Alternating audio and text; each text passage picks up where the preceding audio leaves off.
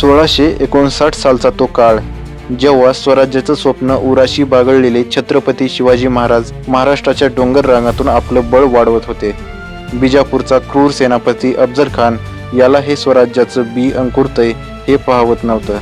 त्याने 10,000 सैन्य, तोफा, घोडदळ आणि राक्षसी अहंकार घेऊन महाराजांवर चाल केली. त्याचा मार्ग रक्तरंजित होता.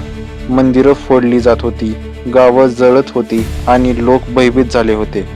पण शिवाजी महाराज मात्र संयमाने, धीराने आणि दूरदृष्टीने वाट पाहत होते. त्यांनी युद्ध टाळून अफजल खानला एका गुप्त बैठकीसाठी प्रतापगडाच्या पायथ्याशी बोलावले. बाहेरून दोघं शांत राजकीय चर्चेसाठी एकत्र येणार होते, पण आत मात्र दोघेही सज्ज होते. अफजल खानने धोका द्यायचं ठरवलं आणि शिवरायांनी त्यांचा अंत करायचं. महाराजांनी आपल्यावर खंजीर चालवला जाणार हे आधीच ओळखलं होतं, म्हणून त्यांनी अंगात बख्तर, हातात वाघनखे आणि कमरेला बिछवा ठेवला होता. भेटीच्या वेळी अफजल खानने मिठीच्या आडून महाराजांच्या पाठीवर खंजीर खुपसला, पण महाराज कोण साधे नव्हते.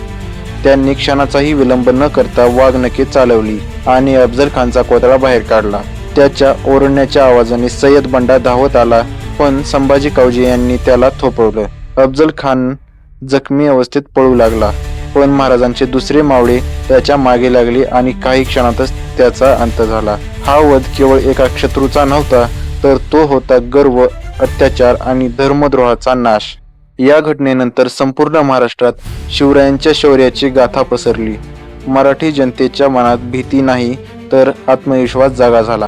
आपण मोठ्या बादशाहांशी लढू शकतो या घटनेने स्वराज्याच्या संघर्षाला नवी दिशा दिली आणि शिवरायांचा सिंह गर्जना दूर दूरपर्यंत ऐकू गेला. अफजल खान वध हे इतिहासातील एक विलक्षण उदाहरण आहे, जिथे बुद्धी, धैर्य आणि युक्तीने शत्रूला पराभूत केलं जातं.